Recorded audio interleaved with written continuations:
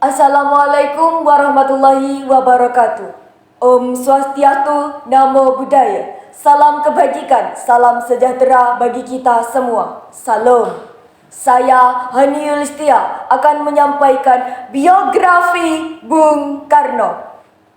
Memiliki nama kecil Kusno Sosrodihardjo karena sering sakit, maka namanya diganti dengan Sukarno atau biasa kita kenal dengan Bung Karno, putra Sang Fajar, presiden pertama bangsa Indonesia sekaligus bapak proklamator kita yang lahir di Surabaya pada tanggal 6 Juni 1901. Ayahnya Raden Sukemi Sosrodihardjo dan ibundanya Ida Ayu Jomandrai yang merupakan bangsawan Bali.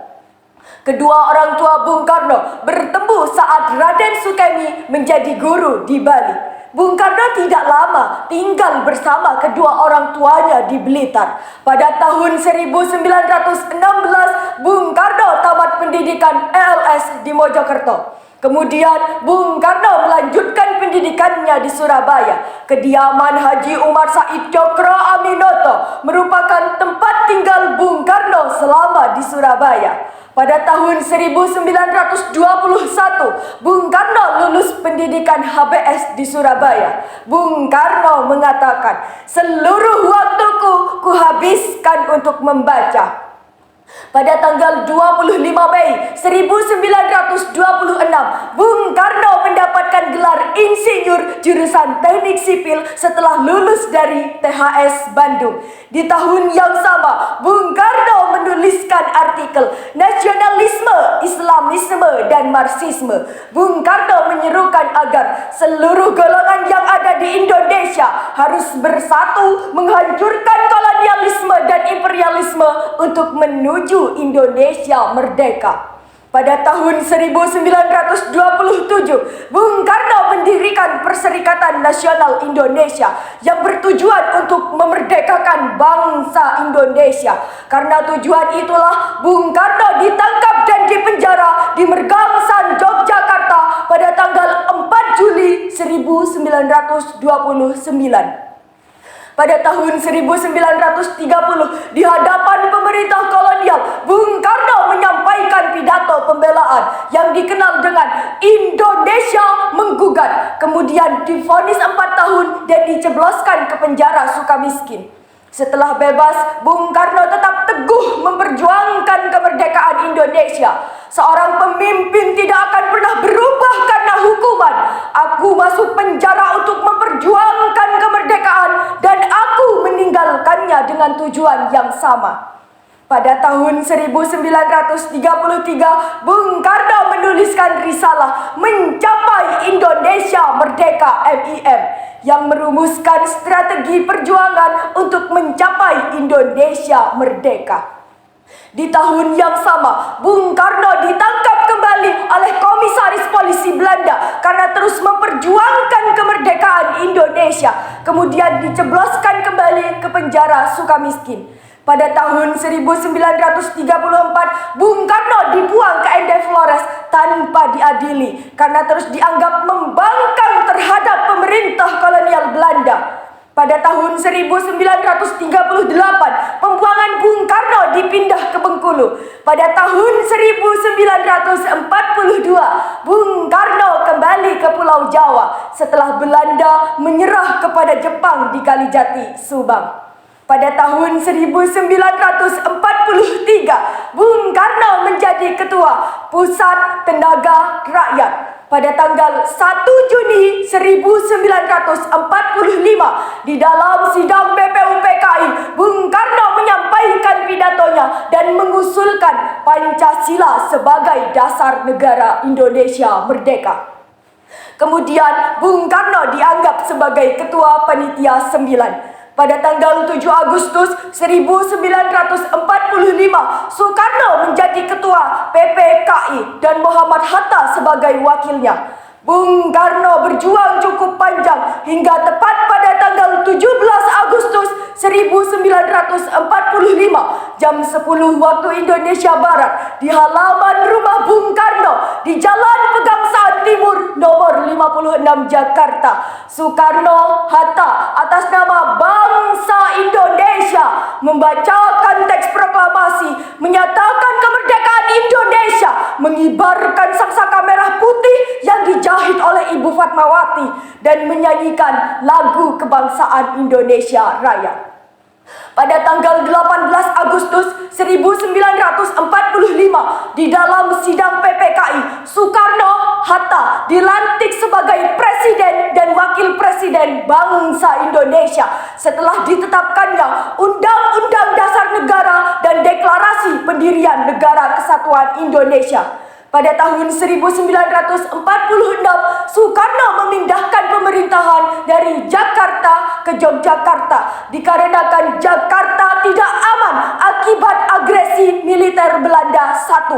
Pada tahun 1948, meledak pemberontakan PKI di Madiun di bawah pimpinan Musso. Dalam siaran radio, Bung Karno menyerukan kepada rakyat untuk memilih Soekarno-Hatta atau Musso. Di tahun yang sama, 1948, terjadi agresi militer Belanda II. Yogyakarta diduduki oleh tentara kolonial Belanda. Soekarno dan beberapa pemimpin lainnya diasingkan ke Plastagi Prapat, kemudian ke Bangka. Pada tahun 1949, Soekarno dan beberapa pemimpin lainnya kembali ke Yogyakarta setelah terjadinya perjanjian Romroyen. Pada tanggal 27 Desember 1949 terjadi konferensi meja bundar antara Indonesia dengan Belanda yang menghasilkan pengakuan secara de jure Indonesia menjadi negara serikat di bawah Uni Indonesia Belanda dan Soekarno menjadi Presiden Republik Indonesia Serikat. Pada tahun 1950, Soekarno kembali ke Jakarta, negara RIS dibubarkan dan kembali menjadi Negara Kesatuan Republik Indonesia. Pada tahun 1955, Bung Karno menyampaikan pidatonya di Konferensi Asia Afrika dengan judul Lahirkanlah Asia Baru dan Afrika Baru yang mengakibatkan memerdekanya negara-negara Asia Afrika.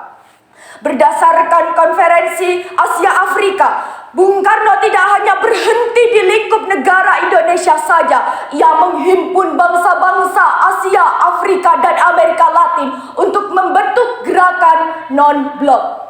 Pada tahun 1959, Bung Karno mengeluarkan dekret presiden. Pada tahun 1960, Bung Karno menyampaikan pidatonya di depan sidang umum PBB dengan judul To Build the World Anew, membangun dunia baru yang berisi tawaran tentang gagasan perumusan nilai-nilai Pancasila dalam piagam PBB.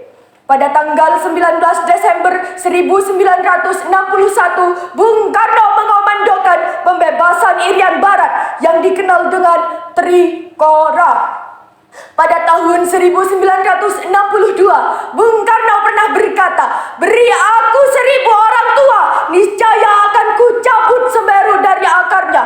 Beri aku 1 pemuda, niscaya akan kuguncangkan dunia." Pada tahun 1963, Bung Karno membuka Ganevo di Jakarta. Pada tahun 1964, Bung Karno mengomandokan Dwi Korah. Pada tahun 1965, Bung Karno membuka Konferensi Islam Asia Afrika di Jakarta. Pada tanggal 11 Maret 1966, Bung Karno memberikan surat perintah kepada Soeharto yang dikenal dengan Super Semar. Pada tanggal 22 Februari 1967, Bung Karno menyerahkan jabatannya kepada Soeharto. Pada tanggal 21 Juni 1970, Bung Karno wafat di Rumah Sakit Jakarta, Angkatan Darat Pusat, dan dimakamkan di Blitar pada tahun 1970, tepatnya pada tanggal 22 Juni. berdasarkan surat keputusan Presiden Republik Indonesia pada tanggal 23 Oktober 1986, Bung Karno dianggap sebagai pahlawan proklamator. Pada tanggal 7 November 2012, Bung Karno dianggap sebagai pahlawan nasional. Bung Karno mendapatkan 26 gelar Doktor Honoris Causa, 7 dari perguruan tinggi yang ada di Indonesia dan 19 lainnya berasal dari perguruan tinggi yang ada di luar negeri. Itulah biografi Bung Karno, hanya bangsa yang mau berusaha dan akan menjadi bangsa yang makmur. Merdeka, merdeka, merdeka. Cukup sekian dari saya. Wassalamualaikum warahmatullahi wabarakatuh.